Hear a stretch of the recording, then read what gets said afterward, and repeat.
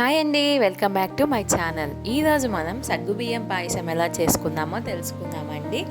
అంతకన్నా ముందు నా ఛానల్ని సబ్స్క్రైబ్ చేసుకొని వాళ్ళు సబ్స్క్రైబ్ చేసుకోండి, లైక్ చేయండి, షేర్ చేయండి, కామెంట్ చేయండి. నా యూట్యూబ్ ఛానల్లో ఇంకా చాలా వెరైటీస్ ఆఫ్ ఫుడ్స్ ఉన్నాయండి, మీరు కూడా ట్రై చేయండి ఒకసారి. ఇక్కడ నేను ఒక కప్పు దాకా సగ్గుబియ్యం తీసుకున్నానండి.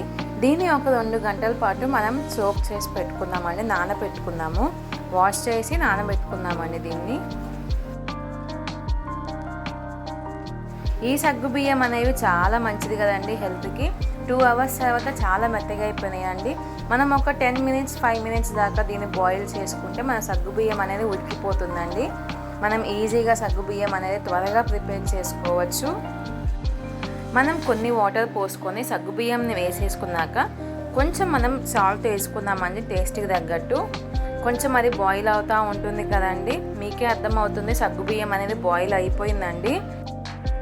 ఈ సగ్గుబియ్యం అనేది బాయిల్ అయిపోయిన తర్వాత అండి మనం ఒక 3/4 కప్ దాకా మనం సేమియా ముందుగానే నెయ్యిలో నేను వేయించి పెట్టుకున్నానండి.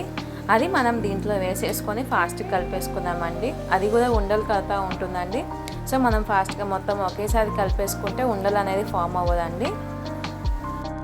మనం సేమియా వేసేయంగానే అండి కొన్ని పాలు పోసుకుందాం మనము.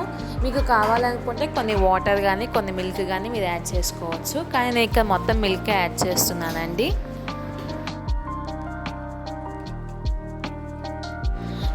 మనం సేమియా సగ్గుబియ్యం అనేదండి పాలల్లో బాయిల్ అవుతే చాలా టేస్టీగా ఉంటుందండి. మనం కొంచెం ఇలాచీ పౌడర్ యాడ్ చేసుకుందామండి. ఇలాచీ పౌడర్ యాడ్ చేసుకున్న తర్వాత 1/2 కప్ దాకా మనం షుగర్ యాడ్ చేసుకుందాము. ఈ పాలల్లో బాగా మిక్స్ చేసుకుందామండి. మీరు బెల్లంతో కూడా ఇది చేసుకోవచ్చండి. బెల్లం మీరు యాడ్ చేయాలనుకుంటే ఈ టైంలోనే మీరు స్టవ్ ఆపేసి బెల్లం యాడ్ చేసుకోండి.